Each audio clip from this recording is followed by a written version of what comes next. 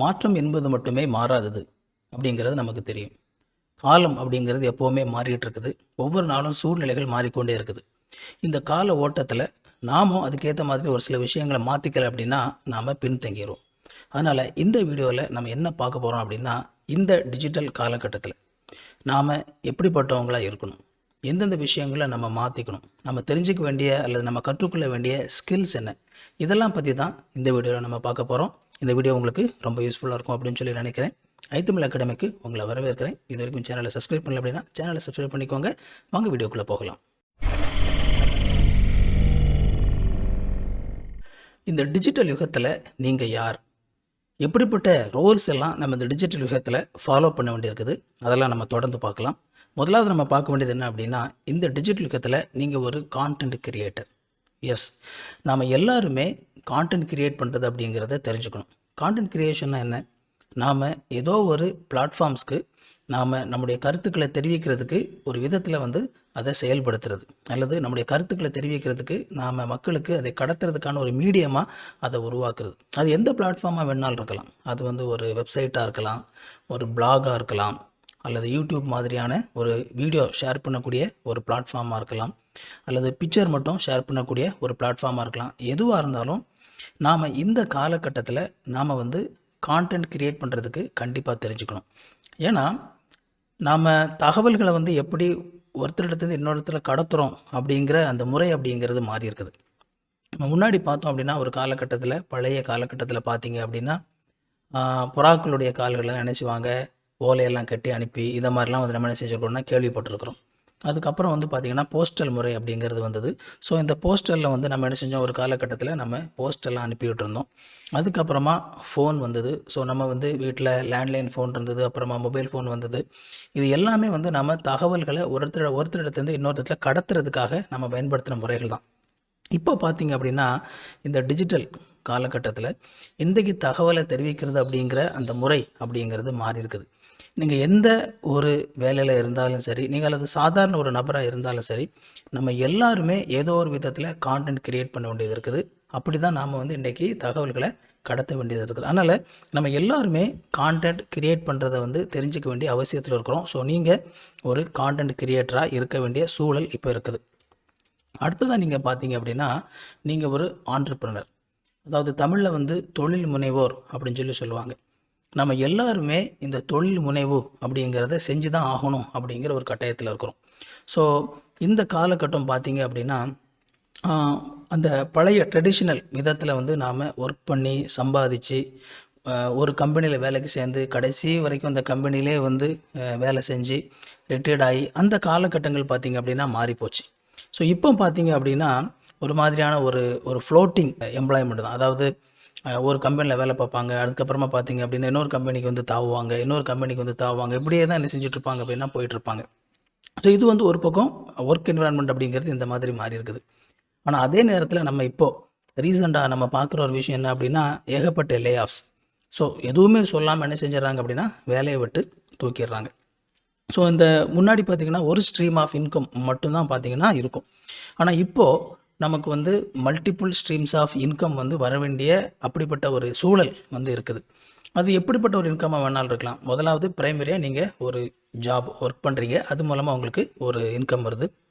அதுக்கப்புறமா உங்களுடைய investments. So இப்போ நிறைய பேர் இன்வெஸ்ட்மெண்ட் பற்றி ஒரு நல்ல ஒரு விழிப்புணர்வு வந்துருக்குது. அதனால் இன்வெஸ்ட்மெண்ட் பண்ணும்போது அது மூலமாக பேங்க்லேருந்து ஸோ அந்த மாதிரியாக ஒரு சிலர் இன்கம் ஜென்ரேட் பண்ணுறாங்க. அது போக இன்னும் பார்த்திங்க அப்படின்னா அந்த மூன் லைட்டிங் அப்படின்னு சொல்லி அழைக்கப்படக்கூடிய செகண்ட் ஜாப், ஸோ அல்லது இன்னொரு தேர்ட் ஜாப், அவங்களுக்கு திறமைகளை பயன்படுத்துறது. ஸோ இந்த மாதிரி பார்த்திங்க அப்படின்னா மல்டிபிள் ஸ்ட்ரீம்ஸ் ஆஃப் இன்கம்மை நம்ம இன்றைக்கி ஜென்ரேட் பண்ணுறதுக்கான ஒரு திறனை நம்ம வளர்த்துக்கணும். ஸோ அந்த நிலையில் ஒரு ஆண்டர்ப்ரனர், ஒரு தொழில் முனைவோர் அப்படிங்கிற ஒரு அதுக்கு அழகான தொழில் முனைவோர் அப்படிங்கிற நல்ல ஒரு தமிழ் பதம். அதில் பார்த்திங்க அப்படின்னா தொழிலை முயற்சி செய்து பார்க்கக்கூடியவர், இதுவரைக்கும் இல்லாத ஒரு புது விஷயத்தை முயற்சி செய்து பார்க்கக்கூடிய ஒரு நபர், அதுதான் தொழில் முனைவோர் அப்படின்னு சொல்லி சொல்லுவாங்க. ஒரு ப்ராடக்டை புதுசாக உருவாக்கி அதை முயற்சி செய்து பார்க்கக்கூடிய நபர். ஸோ இந்த மாதிரி நீங்கள் கண்டிப்பாக ஒரு தொழில் முனைவோராக இந்த காலகட்டத்தில் இருந்து தான் ஆகணும் அப்படிங்கிற ஒரு சூழல் இருக்குது. அதனால் ஒரு என்னென்ன விஷயங்களில் உங்களால் தொழில் முனைவோராக இருக்க முடியும் அப்படிங்கிறத நீங்கள் யோசித்து பாருங்கள்.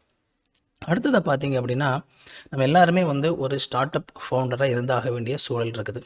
எஸ், ஒரு ஸ்டார்ட் அப் அப்படிங்கிற வார்த்தை கேள்விப்பட்டிருப்பீங்க. இந்த ஸ்டார்ட் அப் அப்படிங்கிறது என்ன அப்படின்னா, புதிதாக வந்து ஒரு தொழிலை வந்து பரீட்சார்த்த முறையில் துவங்கி பார்க்குறது. முழுவதுமாக ஒரு பிஸ்னஸ் தொடங்குறது இல்லை, ஒரு பரீட்சார்த்த முறையில் ஒரு டெஸ்ட் பண்ணி பார்க்குறதுக்காக இந்த மாதிரி ஒரு பிஸ்னஸை வந்து ஒரு புது ஐடியாவை வந்து நான் பிஸ்னஸாக மாற்றி நான் வந்து அதை துவங்கி பார்க்குறேன் அப்படிங்கிறது தான் வந்து ஸ்டார்ட் அப் ஃபவுண்டர். இந்த ஆண்டர்பிரனருக்கும் ஸ்டார்ட் அப் ஃபவுண்டருக்கும் எல்லாம் கிட்டத்தட்ட ஒரே மாதிரி தானே இருக்குது அப்படின்னு சொல்லி நினைப்பீங்க. ஆஃபன் இந்த ஆண்டர்பிரனர் அப்படிங்கிறது யார் அப்படின்னா, ஒரு சில நேரத்தில் தன்னுடைய சொந்த பணத்தின் மூலமாக அல்லது பேங்க்கில் போய் அவர் வந்து கடன் வாங்கி அதன் மூலமாக பார்த்தீங்க அப்படின்னா அவர் வந்து ஒரு ஆண்டர்பிரனர், ஒரு தொழில் முனைவு பண்ணக்கூடியவர்.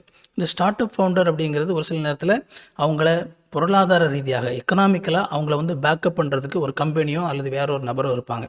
ஸோ ஏஞ்சல் இன்வெஸ்டர் அப்படிங்கிற ஒரு பதம் வந்து பயன்படுத்துவாங்க.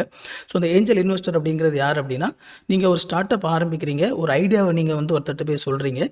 அவர் என்ன செய்கிறாருன்னா, உங்கள்கிட்ட பணம் இல்லை, அவர் வந்து அந்த ஐடியா வந்து நல்லா இருக்குது, இதை நல்லா எக்ஸிக்யூட் பண்ணால் கண்டிப்பாக லாபகரமாக இருக்கும் அப்படிங்கிறத புரிஞ்சுக்கிட்டு அவர் உங்களுக்கு அதற்கு தேவையான பொருளாதார உதவிகளை அவர் செய்து கொடுக்கறது. இதுதான் யூஸ்வலாக ஸ்டார்ட் அப் அப்படின்னு சொல்லி சொல்லுவாங்க. இப்போது அரசாங்க சைட்லேயும் வந்து பார்த்தீங்க அப்படின்னா, ஸ்டார்ட் அப் மூலமாக பார்த்தீங்கன்னா ஸ்டார்ட் அப்ஸ்க்கு வந்து இப்போது கடன் கொடுக்கறதுக்கு அந்த மாதிரியான விஷயங்கள்லாம் இருக்குது. ஸோ பேசிக்கலி ஸ்டார்ட் அப் அப்படிங்கிறது என்ன அப்படின்னா, நீங்கள் பரீட்சார்த்த முறையில் ஒரு விஷயத்தை துவங்கி பார்க்குறது. ஸோ நீங்கள் யாராக இருந்தாலும் சரி, கண்டிப்பாக நீங்கள் வந்து ஒரு ஸ்டார்ட் அப் ஃபவுண்டராக வந்து நீங்கள் உங்களை தயார்படுத்த வேண்டிய ஒரு சூழல் இப்போ வந்து இருந்துக்கிட்டே இருக்குது. ஏன்னா நான் முன்னாடியே சொன்ன மாதிரி இந்த மல்டிபிள் ஸ்ட்ரீம்ஸ் ஆஃப் இன்கம் அப்படிங்கிறது வேணும் அப்படின்னா, கண்டிப்பாக நீங்கள் வந்து ஏதோ ஒரு விஷயத்தை நீங்கள் முயற்சி பண்ணி பார்க்கணும். நம்மளுடைய ட்ரெடிஷ்னலாக நம்ம ஒரு ஜாபுக்கு போகிறோம் அப்படிங்கிறதுக்கு அப்பாற்பட்டு உங்களுக்கான ஐடியாஸ், உங்களுடைய தனித்திறமைகள் இதை பயன்படுத்தி எப்படி வந்து ஒரு ஸ்டார்ட் அப்பை உருவாக்கலாம் அப்படிங்கிறத நீங்கள் கண்டிப்பாக இந்த காலகட்டத்தில் நீங்கள் யோசித்து தான் ஆகணும். அதுக்கு வேறு வழி கிடையாது. ஸோ அடுத்ததாக வந்து நம்ம இந்த காலகட்டத்தில் நாம் எப்படிப்பட்ட ஆட்களாக இருக்கணும் அப்படின்னா, மீடியா கம்பெனி. ஸோ அஃப்கோர்ஸ் நான் முன்னாடியே வந்து நம்ம முதல்ல பார்க்கும்போது சொன்னேன், நீங்கள் வந்து பார்த்தீங்கன்னா ஒரு கான்டென்ட் கிரியேட்டர்.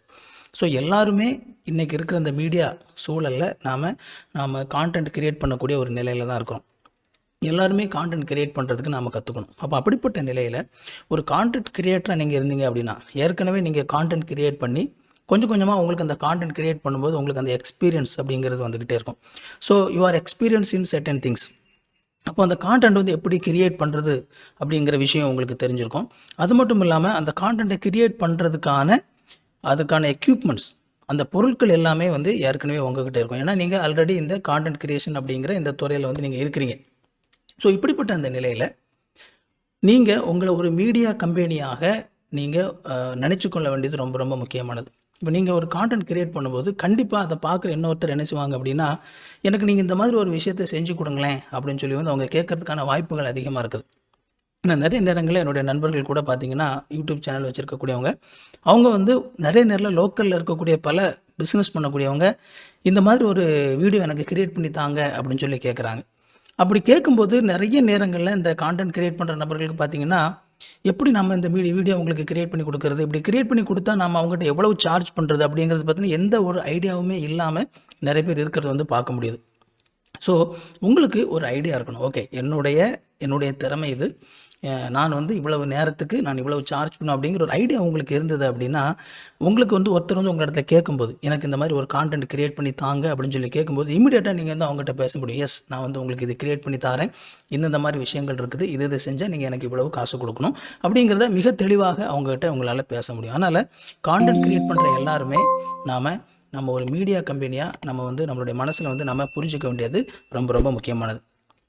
அடுத்ததாக இந்த காலகட்டத்தில் நம்ம ஒன்று ஒன்றா பார்த்துட்டு வரோம் இல்லையா, நீங்கள் ஒரு பிஸ்னஸ் ஓனராக இருக்கிறீங்க அப்படிங்கிறத மறந்துடக்கூடாது. ஸோ நீங்கள் ஒரு ஸ்டார்ட் அப் கிரியேட் பண்ணியிருக்கலாம், அல்லது நீங்கள் ஒரு ஆண்டர்பிரனராக இருக்கலாம், நீங்கள் ஒரு சோஷியல் மீடியாவில் ஒரு கான்டென்ட் கிரியேட் பண்ணி போட்டுட்ருக்கிறவராக இருக்கலாம், யாராக இருந்தாலும் சரி, you are running a business. So நீங்கள் ஒரு தொழிலை நடத்தி கொண்டு இருக்கிறீர்கள். நம்ம எப்போவுமே வந்து இதை விளையாட்டுத்தனமாக செய்யவே கூடாது. நீங்கள் ஒரு பிஸ்னஸ் ஓனராக அந்த மனநிலையில் நீங்கள் செய்யக்கூடிய இந்த விஷயத்தை அணுக வேண்டியது ரொம்ப ரொம்ப முக்கியம். நீங்கள் வந்து விளையாட்டுத்தனமாக இதை அணுகுனீங்க அப்படின்னா, இதை ஏதோ ஒரு டைம் பாஸ் மாதிரி நீங்கள் அணுகுனீங்க அப்படின்னா, ஒருவேளை உங்களுடைய தொடக்க காலகட்டத்தில் நீங்கள் வந்து இதை ஆரம்பிக்கிற ஒரு காலகட்டத்தில் நீங்கள் இது விளையாட்டுத்தனமாக ஒருவேளை நீங்கள் அணுகலாம். ஆனால் ஒரு குறிப்பிட்ட காலகட்டத்துக்கு அப்புறமா நீங்கள் இதை வந்து ஒரு தொழில் ரீதியாக நீங்கள் அணுகக்கூடிய மனநிலைக்கு நீங்கள் வந்தாகணும். அப்படி வரலை அப்படின்னா உங்களுடைய வளர்ச்சி தடைபடும்.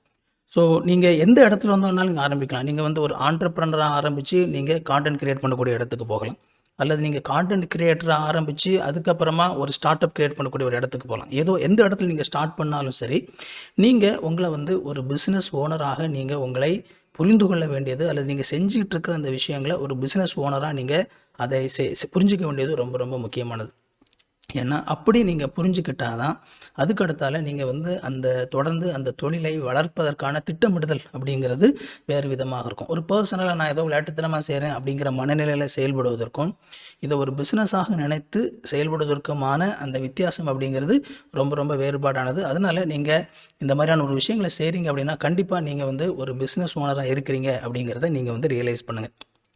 அடுத்ததாக ஓகே ரைட். ஸோ இது வரைக்கும் வந்து நீங்கள் இதை பார்த்துருக்கீங்க அப்படின்னா கண்டிப்பாக உங்களுக்கு வந்து இது ரொம்ப யூஸ்ஃபுல்லாக இருக்கும்னு சொல்லி நினைக்கிறேன். உங்கள் வீடியோ பிடிச்சதுன்னா வீடியோ லைக் பண்ணிக்கோங்க. இது வரைக்கும் சேனலை சப்ஸ்கிரைப் பண்ணல அப்படின்னா சேனலை சப்ஸ்கிரைப் பண்ணிக்கோங்க. நம்ம கண்டினியூ பண்ணலாம். ரைட். அடுத்ததாக இந்த காலகட்டத்தில் நாம் எல்லாருமே டிஜிட்டல் மார்க்கெட்டராக தான் இருக்கோம். மார்க்கெட்டிங் நம்ம எல்லாருக்குமே தெரியும். அந்த மார்க்கெட்டிங்கை டிஜிட்டலாக பண்ணுறது தான் டிஜிட்டல் மார்க்கெட்டிங். ஸோ நாம் எல்லாருமே இந்த காலகட்டத்தில் டிஜிட்டல் மார்க்கெட்டிங் செய்தாக வேண்டும் அப்படிங்கிற ஒரு கட்டாயத்துக்குள்ளே தான் இருக்கிறோம். இதுதான் இன்றைக்கு இருக்கிற சூழல் அப்படிங்கிறது வந்து நம்ம மறந்துட முடியாது. டிஜிட்டல் மார்க்கெட்டிங்கை நாங்கள் என்ன செய்ய முடியாது அப்படின்னா நம்முடைய வாழ்க்கையில் எந்த சூழ்நிலையும் வந்து நாம் நெக்லெக்ட் பண்ண முடியாது.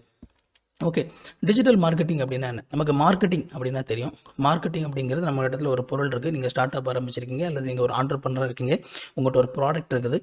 இந்த ப்ராடக்டை வந்து மக்களிடத்தில் யாருக்கு தேவையோ அவங்களுக்கு அந்த ப்ராடக்டை பற்றின ஒரு விழிப்புணர்வை அல்லது ஒரு அறிவை கொடுக்கறதுக்கு நீங்கள் என்ன செய்யணும் அப்படின்னா உங்களுடைய ப்ராடக்ட் பற்றி நீங்கள் மக்களிடத்தில் ரீச் பண்ணுறதுக்கு ஏதாவது ஒரு விஷயம் செஞ்சாகணும். நீங்கள் ஒரு ப்ராடக்டை ரெடி பண்ணிவிட்டு அந்த ப்ராடக்ட் உங்கள் வீட்டுக்குள்ளே வச்சுக்கிட்டு நல்ல ப்ராடக்ட் தான் உங்கள் வீட்டிலே இருக்குது ஆனால் எல்லாம் தேடி வந்து வாங்குவாங்க அப்படின்னு சொல்லி எதிர்பார்க்க முடியாது. உங்கள்கிட்ட ஒரு ப்ராடக்ட் அப்படிங்கிறது ஒரு சொல்யூஷன். ஸோ நீங்கள் ஏதோ இந்த உலகத்தில் இருக்கிற ஏதோ ஒரு தேவைக்கான ஒரு சொல்யூஷனை நீங்கள் உருவாக்கி இருக்கிறீங்க. அந்த சொல்யூஷன் யாருக்கு தேவைப்படுதோ அவங்களுக்கு போய் சேரணும். ஸோ அதை தான் வந்து மார்க்கெட்டிங் அப்படின்னு சொல்லி சொல்லுவாங்க. மார்க்கெட்டிங் அப்படிங்கிறது அட்வர்டைஸ்மெண்ட். ஸோ அட்வர்டைஸ்மெண்ட்டினுடைய வேறொரு விதத்தை அதை அணுகிறது தான் மார்க்கெட்டிங். இப்போது அந்த காலகட்டங்களில் பார்த்திங்க அப்படின்னா வேறு வேறு விதங்களில் மார்க்கெட்டிங் செய்வாங்க. பேப்பரில் வந்து விளம்பரம் கொடுக்கறது, டிவியில் விளம்பரம் கொடுக்கறது, அந்த மாதிரி வேறு வேறு விதங்களில் போஸ்டர்ஸ் வந்து ஒட்டுறது, இந்த மாதிரி வேறு வேறு விளம்பரங்கள் கொடுத்தாங்க. ஆனால் அதே நேரத்தில் அதுக்கு எல்லாத்துக்குமே அதிகமாக செலவாகும்.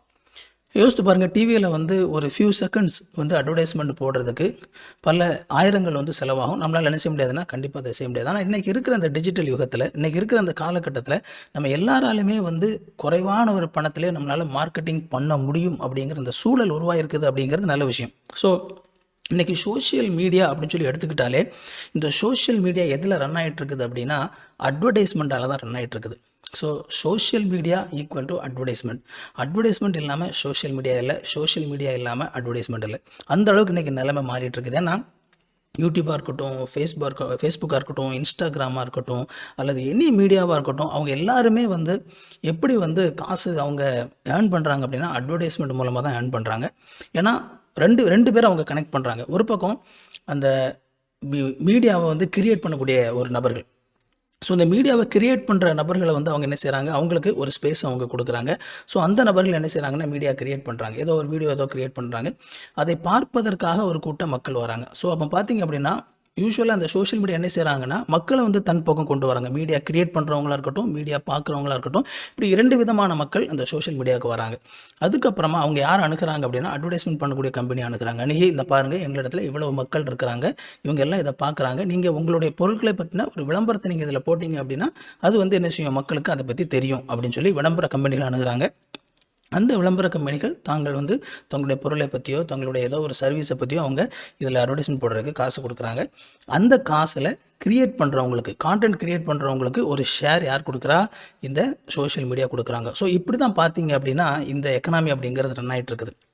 ஆனால் அதே நேரத்தில் நாம் இந்த இந்த இந்த எக்கனாமி இப்படிப்பட்ட ஒரு எக்கோசிஸ்டம் இருக்குது இல்லையா, இதில் தான் நம்ம வந்து என்ன செய்யணும் அப்படின்னா நம்மளோட டிஜிட்டல் மார்க்கெட்டிங் இருக்குது. ஸோ அந்த டிஜிட்டல் மார்க்கெட்டிங் அப்படிங்கிறது சரியான விதத்தில் ஒரு நீடோடு இருக்கக்கூடிய மக்களுக்கு இந்த பொருள் ஒரு சொல்யூஷனாக இருக்கும் அப்படிங்கிறது உங்களுக்கு உறுதியாக தெரியும் அப்படின்னா அந்த சொல்யூஷனை நீங்கள் சரியான மக்களிடத்தில் டிஜிட்டல் இந்த சோஷியல் மீடியா மூலமாக வேறு இந்த டிஜிட்டல் ஃபார்மில் கொண்டு போய் கொடுத்து தான் ஆகணும். அதை நீங்கள் நெக்லெக்ட் பண்ணிங்க அப்படின்னா கண்டிப்பாக இந்த காலகட்டத்திலையும் இனிமேல் வரக்கூடிய காலகட்டத்திலையும் எந்த ஒரு பிஸ்னஸும் என்ன செய்ய முடியாதுன்னா சக்ஸஸ் பண்ணவே முடியாது. அதனால் நீங்கள் யாராக இருந்தாலும் சரி, எந்த ஒரு சின்ன சின்ன முயற்சி எடுத்தாலும் சரி, எப்படி டிஜிட்டலாக உங்களை ப்ரொமோட் பண்ணுறது அப்படிங்கிறத பற்றி நீங்கள் கண்டிப்பாக திங்க் பண்ணுங்கள். அடுத்ததாக நம்ம யாராக இருக்கிறோம் அப்படின்னா, ஒருவேளை எஜுகேட்டராக இருக்கும், அப்படி இல்லைன்னா ஒரு என்டர்டெய்னராக இருக்கணும். ரைட். இந்த காலகட்டம் அப்படின்னு சொல்லி நான் முன்னாடி நம்ம சொன்னோம், இந்த காலகட்டத்தில் நம்ம டிஜிட்டலாக வந்து நம்ம தொடர்ந்து நம்ம கான்டென்ட் கிரியேட் பண்ணி நம்ம செயல்பட்டு கொண்டு இருக்கும்போது, இந்த டிஜிட்டல் காலகட்டத்தில் கண்டிப்பாக நம்ம இந்த ரெண்டில் ஏதாவது ஒரு ரோலை வந்து நம்ம எடுத்தாகணும். ஒன்று நாம் வந்து எஜுகேட்டராக இருக்கிறோம், அப்படி இல்லைன்னா என்டர்டெய்னராக இருக்கணும். ஸோ இந்த நீங்கள் எந்த ஒரு சோஷியல் மீடியாவை எடுத்துக்கிட்டாலும் இந்த ரெண்டு ப்ராட் கேட்டகரிக்கு கீழே தான் அவங்க கிரியேட் பண்ணுற கான்டென்ட் வரும். ஒன்று அவங்க எஜுகேட் பண்ணுவாங்க, ஸோ ஏதாவது ஒரு விஷயத்தை கற்றுக் கொடுப்பாங்க. இப்போ பார்த்தீங்கன்னா என்னுடைய சேனல் வந்து mostly education based channel. So நான் என்ன செய்கிறேன், எனக்கு தெரிஞ்ச விஷயங்களை அல்லது டிஜிட்டலாக க்ரியேட் பண்ணணும்னு சொல்லி நினைக்கக்கூடிய நபர்களுக்கு, தமிழ் கம்யூனிட்டியில் வந்து இந்த மாதிரி கான்டென்ட் க்ரியேட் பண்ணுறவங்களுக்கு எனக்கு தெரிஞ்ச ஒரு சில விஷயங்களை நான் என்ன செய்கிறேன், கற்றுக் கொடுக்குறேன். ஸோ இது வந்து எஜுகேஷன் ரிலேட்டட் சேனல். இன்னும் ஒரு சிலது பார்த்திங்க அப்படின்னா என்டர்டெயின்மெண்ட் ரிலேட்டட். ஸோ இன்னும் மற்றபடி வந்து காமெடி பண்ணக்கூடியவங்க, இதெல்லாம் பார்த்திங்கன்னா மக்களை சிரிக்க வைக்கிறதுக்காக முயற்சி செய்யக்கூடியவங்க, இன்னும் நிறைய ஷார்ட் ஃபிலிம்ஸ் எடுக்கக்கூடியவங்க, இதெல்லாம் வந்து கான்டென்ட் கிரியேட் பண்ணுறாங்க. அவங்க என்ன செய்கிறாங்க அப்படின்னா என்டர்டெய்னராக இருக்கிறாங்க. ஸோ அவங்க என்டர்டெயின் பண்ணுறாங்க.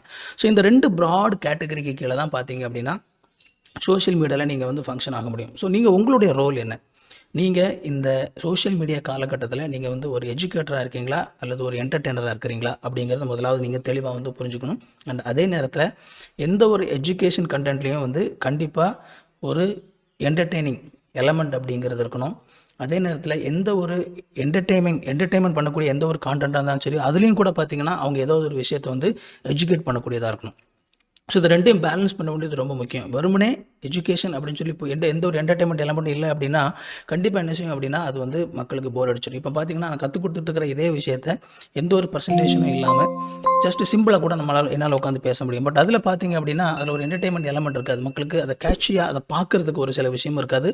அது ரொம்ப டல்லாக இருக்கும். பட் அதில் நான் இந்த ஒரு பர்சன்டேஷன் அப்படிங்கிறது என்ன அப்படின்னா இது வந்து ஒரு என்டர்டெயின்மெண்ட் பண்ணக்கூடிய ஒரு எலமெண்ட் அல்லது மக்களை வந்து அட்ராக்ட் பண்ணுறதுக்கான ஒரு எலமெண்ட் அப்படின்னு சொல்லி எடுத்துக்கலாம். அதே மாதிரி ஒரு என்டர்டெய்னர் கூட அவர் வெறுமனே வந்து ஜஸ்ட்டு சிரிக்க வைக்கணும் அப்படிங்கிற ஒரு நோக்கத்து இல்லாமல் அதையும் தாண்டி அதன் மூலமாக அவர் வந்து என்ன சாதிக்கணும்னு நினைக்கிறாரு, அது மூலமாக அவர் மக்களுக்கு ஏதாவது ஒரு விஷயத்தை வந்து சொல்லிக் கொடுக்குறாரா அப்படிங்கிறது ரொம்ப முக்கியமானது. ஸோ இந்த ரெண்டையுமே பேலன்ஸ் பண்ணக்கூடிய ஒரு கான்டென்ட் கிரியேஷன் அப்படிங்கிறது எப்போவுமே சிறப்பாக இருக்கும். நீங்கள் எந்த பர்பஸுக்காக நீங்கள் கான்டென்ட் கிரியேட் பண்ணாலும் சரி, இன்க்ளூடிங் டிஜிட்டல் மார்க்கெட்டிங். அதனால தான் நான் திரும்ப ரொம்ப அழுத்தமாக நான் சொல்லிட்டு இருக்கிறேன். நீங்கள் டிஜிட்டல் மார்க்கெட்டிங்கில் உங்களுடைய ப்ராடக்ட்டுக்கு நீங்கள் அட்வர்டைஸ்மெண்ட் பண்ணாலும் சரி, அதில் என்ன என்டர்டெயின்மெண்ட் எலமெண்ட் இருக்குது, அதில் என்ன எஜுகேஷன் எலமெண்ட் இருக்குது. ஸோ இந்த ரெண்டையும் வந்து கரெக்டான லெவலில் மிக்ஸ் பண்ண தெரியணும். அப்படி மிக்ஸ் பண்ணால் தான் அது சரியான விதத்தில் என்ன செய்யும் அப்படின்னா மக்களை போய் ரீச் ஆகும். அது வந்து ரொம்ப அதிகமாகவும் மக்களை ரீச் ஆகும். அதனால தான் வந்து இந்த அண்டர்ஸ்டாண்டிங் அப்படிங்கிறது நம்ம நீங்கள் என்டர்டெயின்மெண்ட் பண்ணுறீங்களா எஜுகேஷன் பண்ணுறீங்களா அப்படிங்கிறதுல இந்த பேலன்ஸ் அப்படிங்கிறது ரொம்ப ரொம்ப முக்கியமானது. அடுத்ததாக நம்ம இந்த டிஜிட்டல் காலகட்டத்தில் நாம் வந்து ஒரு இன்ஃப்ளூயன்சராக இருக்கிறோம். ரைட். நீங்கள் கான்டென்ட் கிரியேட் பண்ணும்போது, நீங்கள் ஸ்டார்ட் அப் கிரியேட் பண்ணும்போது, அல்லது நீங்கள் ஒரு ஆண்டர்பிரனராக இருக்கும்போது, நீங்கள் வந்து ஒரு மீடியா கம்பெனியாக இருக்கும்போது, நீங்கள் எதுவாக இருந்தாலும் கொஞ்சம் கொஞ்சமாக நீங்கள் வந்து மக்களை இன்ஃப்ளூயன்ஸ் பண்ணுறீங்க. ஸோ ஏதோ ஒரு விதத்தில் நீங்கள் வந்து மக்களை இன்ஃப்ளூயன்ஸ் பண்ணுறீங்க அப்படிங்கிறத மறக்கக்கூடாது. இந்த இடத்துல தான் பார்த்தீங்க அப்படின்னா இந்த கான்டென்ட் நம்ம கிரியேட் பண்ணுறோம், இந்த மாதிரியான ஒரு டிஜிட்டல் மார்க்கெட்டிங் மூலமாக நம்மளுடைய பொருளை வந்து நம்ம அட்வர்டைஸ்மெண்ட் பண்ணுறோம் அப்படின்னு சொல்லி வரும்போது நாம் ஒரு இன்ஃப்ளூயன்சராக இருக்கிறோம் அப்படிங்கிறத மறந்துடவே கூடாது. ஸோ இன்ஃப்ளூயன்ஸ் பண்ணுறவங்க பார்த்தீங்க அப்படின்னா இன்ஃப்ளூயன்ஸ் பண்ணுறவங்க எப்போவுமே தவறான விதத்தில் மக்களை இன்ஃப்ளூயன்ஸ் பண்ணிடக்கூடாது. அதுக்காக அந்த வார்த்தையை நான் வந்து பயன்படுத்துகிறேன். ஸோ ஒரு இன்ஃப்ளூயன்சர் அப்படிங்கிறவர் யார் அப்படின்னா அவர் பாசிட்டிவாக வந்து மக்களை இன்ஃப்ளூயன்ஸ் பண்ணக்கூடிய நபர். ஸோ நீங்கள் இதெல்லாம் செய்யும்போது கண்டிப்பாக மக்களை வந்து இன்ஃப்ளூயன்ஸ் பண்ண ஆரம்பிக்கிறீங்க. நீங்கள் அறிந்தோ அறியாமலோ நீங்கள் மக்களை இன்ஃப்ளூயன்ஸ் பண்ணுறீங்க. உங்களுடைய விஷயங்களை வந்து மக்களிடத்தில் நீங்கள் கடத்துறீங்க. உங்களுடைய நம்பிக்கைகளை நீங்கள் வந்து மக்களிடத்தில் கடத்துறீங்க. அப்படி கடத்தும்போது அது சரியான விதத்தில் நீங்கள் கடத்துறீங்களா அப்படிங்கிறதுல நீங்கள் கவனமாக இருக்கணும். ஏன்னா you are a influencer. So இதெல்லாம் செஞ்சிட்ருக்கீங்கன்னா கண்டிப்பாக நீங்கள் வந்து ஒரு இன்ஃப்ளூயன்சர். அப்படி இன்ஃப்ளூயன்சராக நீங்கள் இருந்தீங்க அப்படின்னா கண்டிப்பாக உங்களுக்கு ஒரு ரெஸ்பான்சிபிலிட்டி இருக்குது. இந்த ரெஸ்பான்சிபிலிட்டி நீங்கள் மறந்துடவே கூடாது. ஸோ இந்த டிஜிட்டல் யுகத்தில் இந்த காலகட்டத்தில் நாம் எல்லாருமே ஒரு இன்ஃப்ளூயன்சராக தான் இருக்கோம். ஏன்னா நம்ம ஒவ்வொரு கான்டென்ட் நம்ம சிம்பிளான விஷயங்கள் நம்ம கிரியேட் பண்ணாலும் நாம் சொசைட்டி இன்ஃப்ளூயன்ஸ் பண்ணுறோம். ஆனால் அதே நேரத்தில் நாம் ஒருத்தரை தவாக இன்ஃப்ளூயன்ஸ் பண்ணி அதனால் அவர் ஏதாவது ஒரு வாழ்க்கையில் ஒரு பிரச்சனையை சந்திப்பார் அப்படின்னா கண்டிப்பாக அதுக்கு நம்ம தானே பொறுப்பாக முடியும். அதனால தான் நம்ம இந்த காலகட்டத்தில் எதை செஞ்சாலும் ரொம்ப கவனமாக நம்ம செய்யணும். ஏன்னா அந்த இன்ஃப்ளூயன்ஸ் அப்படிங்கிறது ஒரு தவறான தாக்கத்தை, ஒரு தவறான விளைவை ஒரு நபருடைய வாழ்க்கையில் ஏற்படுத்திடக்கூடாது அப்படிங்கிறதுல நம்ம ரொம்ப கவனமாக இருக்கணும். அதனால் யூ ஆர் அன் இன்ஃப்ளூயன்சர் அப்படிங்கிறது எப்போவுமே மறந்து போகாதீங்க. அண்ட் கடைசியாக அதில் பார்த்தீங்கன்னா நீங்கள் ஒரு பிராண்ட் அம்பாசிடர். ரைட். நீங்கள் முன்னாடிலாம் பார்த்தீங்கன்னா அந்த பிராண்ட் அம்பாசிடர் அப்படிங்கிறது யார் அப்படின்னா, ஒரு பிராண்ட் இருக்கும், அந்த பிராண்டை வந்து சோசியலாக பொதுவில் வந்து ரெப்ரசன்ட் பண்ணக்கூடிய நபர் தான் வந்து பிராண்ட் அம்பாசிடர் அப்படின்னு சொல்லுவாங்க. ஸோ அந்த பிராண்ட் அம்பாசிடருடைய வேலை என்ன அப்படின்னா, அவர் ஒரு கம்பெனியோ அல்லது ஒரு பொருளையோ இந்த மக்கள் மத்தியில் வந்து சரியான விதத்தில் மக்களிடத்தில் கொண்டு போய் சேர்க்கறதுக்கான அந்த நான் முன்னாடி சொன்னேன் அந்த இன்ஃப்ளூயன்சர் அப்படிங்கிற அந்த பதம், அந்த இன்ஃப்ளூயன்சர் இவருடைய இன்ஃப்ளூயன்ஸை அவர் என்ன செய்கிறாரு, அவருடைய தன்மைக்கு தகுந்த மாதிரியாக இருக்கக்கூடிய ஒரு ப்ராடக்டை கொண்டு போய் மக்களிடத்தில் சேர்க்கறதுக்கு தன்னுடைய இன்ஃப்ளூயன்ஸ் வந்து அவர் பயன்படுத்திக்கிறாரு. ஒரு எக்ஸ்க்ளூசிவாக ஒரு குறிப்பிட்ட கம்பெனிக்கோ அல்லது ஒரு குறிப்பிட்ட ப்ராடக்ட்டுக்கோ அவர் வந்து பிராண்ட் அம்பாசிடராக இருக்கிறார். ரைட். இப்போது ஒரு பெரிய கம்பெனிகள் இருக்கும்போது அந்த பெரிய கம்பெனிலாம் வந்து காசு கொடுத்து அவங்க வந்து என்ன செய்ய முடியும் அப்படின்னா, பெரிய பெரிய ஆட்களை, ஒரு நடிகர்களை, நடிகைகளை, அப்படிப்பட்ட ஆட்களை வந்து பார்த்து என்ன செய்வாங்கன்னா, அவங்களால ஒரு பிராண்ட் அம்பாசிடராக அவங்கள வந்து அப்பாயிண்ட் பண்ண முடியும். ஆனால் நீங்கள் ஒரு ஸ்டார்ட் அப் கிரியேட் பண்ணுறீங்க, நீங்கள் ஒரு ஆண்டர்ப்ரனராக இருக்கிறீங்க, யாரும் வந்து உங்களுக்கு பிராண்ட் அம்பாசிடராக இருப்பா? யாரும் வந்து ஒரு பெரிய இன்ஃப்ளூயன்ஸ் பண்ணக்கூடிய ஒரு ஆள் வந்து உங்களுக்கு பிராண்ட் அம்பாசிடராக இருக்க மாட்டாங்க. ஏன்னா எல்லாமே அவங்க வந்து அவங்களுக்கு கொடுக்க வேண்டிய காசு உங்கள்கிட்ட இருக்காது. ஸோ அப்போ அப்படிப்பட்ட சூழ்நிலையில் உங்களுக்கான பிராண்ட் அம்பாசிடர் யார்? நீங்கள் தான். ஸோ உங்களுடைய மனசில் என்னுடைய பிராண்டை ரெப்ரசன்ட் பண்ணக்கூடிய பிராண்ட் அம்பாசிடராக நான் இருக்கிறேன் அப்படிங்கிற அந்த மனநிலை உங்களுக்கு ரொம்ப ரொம்ப முக்கியமானது. ஏன்னா இந்த இந்த நான் ஒரு இன்ஃப்ளூயன்சராக இருக்கிறேன், நான் ஒரு பிராண்ட் அம்பாசிடராக இருக்கிறேன், இந்த அண்டர்ஸ்டாண்டிங் எல்லாம் அப்படிப்பட்ட நபராக நீங்கள் வந்து உங்களை சரியாக புரிஞ்சுக்கும் போது நீங்கள் எப்படி வந்து சொசைட்டியில் பிஹேவ் பண்ணுறீங்க அப்படிங்கிறது மாறும் இல்லையா? ஏன்னா உங்களுடைய ப்ராடக்டை நீங்கள் ரெப்ரசன்ட் பண்ணுறீங்க. ஸோ நீங்கள் வந்து ஒரு ஸ்டார்ட் அப் கிரியேட் பண்ணால் அந்த ப்ராடக்டை ரெப்ரசென்ட் பண்ணக்கூடிய ஒரு நபராக நீங்கள் இருக்கிறீங்க. அப்படி இருக்கும்போது நீங்கள் வந்து ஒரு என்ன சொல்கிறது, அந்த சொசைட்டியில் வந்து நீங்கள் வந்து ஒருத்தர்கிட்ட பேசும்போது அல்லது பழகும்போது நீங்கள் சரியான விதத்தில் வந்து நீங்கள் பிஹேவ் பண்ணணும் அப்படின்னா, நீங்கள் உங்களுடைய மனசில் என்னுடைய பிராண்டை ரெப்ரசென்ட் பண்ணக்கூடிய ஒரு பிராண்ட் அம்பாசிடராக நான் இருக்கிறேன் அப்படிங்கிற ஒரு அண்டர்ஸ்டாண்டிங் உங்களுக்கு இருந்தீங்க அப்படின்னா, நீங்கள் உங்களுடைய பிஹேவியரே மாறும், உங்களுடைய நடை உடை பாவனைகளே மாறிடும். ஏன்னா ஒவ்வொரு முறையும் நீங்கள் வந்து உங்களுடைய பிராண்டை ரெப்ரசென்ட் பண்ணக்கூடிய ஒரு நபராக வந்து நீங்கள் உணர்வீங்க. அதனால் நீங்கள் தான் உங்களுடைய பிராண்டுக்கான பிராண்ட் அம்பாசிடர் அப்படிங்கிறத நீங்கள் மறக்காதீங்க. அண்ட் அடுத்ததாக you are a internet celebrity. ஓகேவா? ஸோ இதெல்லாம் நீங்கள் செய்யும்போது என்ன நடக்கும் அப்படின்னா, உங்களை பற்றி பல நபர்களுக்கு இந்த இணையம் மூலமாக தெரிய வரும். அதனால் இந்த இணையத்தில் உள்ள ஒரு செலிபிரிட்டியாக, ஒரு ஸ்டாராக வந்து நீங்கள் இருக்கிறீங்க. ரைட். இந்த செலிபிரிட்டி அப்படிங்கிறது என்ன? ஒரு சில நேரத்தில் அந்த செலிபிரிட்டி அப்படின்னு சொல்லும்போது செலிபிரிட்டினாலே நம்ம வந்து உடனே வந்து நடிகர்களை, டிவியில் பார்க்கக்கூடிய அந்த நபர்களை, இதெல்லாம் வந்து நம்ம செலிபிரிட்டி அப்படின்னு நினைக்கிறோம். ஆனால் அந்த செலிபிரிட்டி அப்படிங்கிற வார்த்தைக்கான சரியான ஒரு அர்த்தம் என்னென்னா, செலிப்ரேட் பண்ணுறது. ஸோ மக்கள் யாரை செலிப்ரேட் பண்ணுறாங்களோ அவங்க தான் செலிபிரிட்டி. இப்போ பார்த்தீங்கன்னா அந்த காலகட்டங்கள் மாறி போச்சு. முன்னாடிலாம் வந்து சினிமாவில் இருக்கிறவங்க மட்டும்தான் செலிபிரிட்டியாக இருக்க முடியும், அல்லது ஒரு பெரிய பிஸ்னஸ் மேனாக இருந்தாங்கன்னா அவங்க செலிபிரிட்டியாக இருக்க முடியும். அந்த மாதிரியான காலகட்டங்கள் இருந்தது. ஆனால் அது எல்லாமே இப்போ மாறி இப்போ பார்த்தீங்கன்னா நிறைய பேர் யூடியூப் மூலமாக நிறைய பேர் செலிபிரிட்டி ஆகிறாங்க. ஸோ சோஷியல் மீடியாஸ் மூலமாக செலிபிரிட்டி ஆகக்கூடிய பல நபர்கள் அவங்களுடைய புகழ் வந்து பார்த்திங்க அப்படின்னா எல்லா இடமும் இருக்குது. மக்களுக்கு வந்து அவங்கள பிடிக்குது. ஸோ நீங்கள் சரியான ஒரு சொல்யூஷனை மக்களுக்கு கொடுக்கும்போது, நீங்கள் சரியான ஒரு கான்டென்ட்டை கிரியேட் பண்ணும்போது, நீங்கள் மக்களுக்கு சரியான ஒரு உதவியை செய்யும்போது, நீங்கள் சரியான விதத்தில் மக்களை இன்ஃப்ளூயன்ஸ் பண்ணும்போது, நீங்கள் ஒரு இன்டர்நெட் செலிபிரிட்டியாக மாறுவீங்க. ஸோ அந்த இந்த இந்த இந்த செலிபிரிட்டி இந்த மனநிலை வந்து உங்களுக்கு என்ன செய்யணும் அப்படின்னு இருக்கணும். ஏன்னா மக்கள் வந்து உங்களை ஒரு சொல்யூஷனுக்காக பார்க்குறாங்க. நீங்கள் மக்களுக்கு உதவி செய்யும்போது மக்கள் உங்களை வந்து ஒரு செலிபிரிட்டியாக பார்க்குறாங்க அப்படிங்கிறது நீங்கள் மறந்து போயிடக்கூடாது. ஒன்ஸ் அகெயின் எதுக்காக இதை சொல்கிறேன் அப்படின்னா, இது வந்து நம்மளுடைய பிஹேவியரில் ஒரு ரெஸ்பான்சிபிலிட்டியை வந்து உண்டு பண்ணும். அதனால் நீங்கள் ஒரு இன்டர்நெட் செலிபிரிட்டி அப்படிங்கிறதையும் நீங்கள் என்ன செஞ்சிடாதீங்க, மறந்துடாதீங்க. ஸோ ஃப்ரெண்ட்ஸ், இந்த சின்ன ஒரு பாட்காஸ்ட் பார்த்தீங்க அப்படின்னா கண்டிப்பாக வந்து உங்களுக்கு யூஸ்ஃபுல்லாக இருந்திருக்கும் அப்படின்னு நினைக்கிறேன்.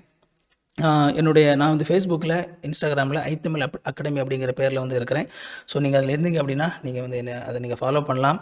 அண்ட் பாட்காஸ்ட் வந்து புதுசாக வந்து ஒரு பாட்காஸ்ட் ஆரம்பிச்சிருக்கிறேன். ஸ்பாட்டிஃபைல வந்து வீடியோ பாட்காஸ்ட் போட்டிருக்கிறாங்க. ஸோ ஸ்பாட்டிஃபைல நீங்கள் பார்த்தீங்க அப்படின்னா இதை வீடியோவாக கூட நீங்கள் என்ன செய்ய முடியும்னா பார்க்க முடியும். மேபி ஃபியூச்சரில் அது நல்ல ஒரு பிளாட்ஃபார்மாக வளர்கிறதுக்கான வாய்ப்புகள் இருக்குது. ஸோ ஆங்கரில், ஸ்பாட்டிஃபைல, கூகுள் பாட்காஸ்ட்டில், ஆப்பிள் பாட்காஸ்ட்டில் இதில் எல்லாத்துலேயுமே வந்து தமிழ் அப்படிங்கிற பேரில் நம்மளுடைய பாட்காஸ்ட் வந்துட்டு இருக்குது. ஒரு பாட்காஸ்ட் லிசனராக இருந்தீங்க அப்படின்னா அதில் நீங்கள் ஃபாலோ பண்ணிக்கோங்க. இந்த வீடியோ பிடிச்சிருந்தா வீடியோ லைக் பண்ணுங்கள். இது வரைக்கும் சேனலை சப்ஸ்கிரைப் பண்ணல அப்படின்னா சேனலை சப்ஸ்கிரைப் பண்ணிக்கோங்க ஃப்ரெண்ட்ஸ். இன்னொரு சூப்பரான வீடியோவில் சந்திப்போம். தேங்க்யூ. God bless you.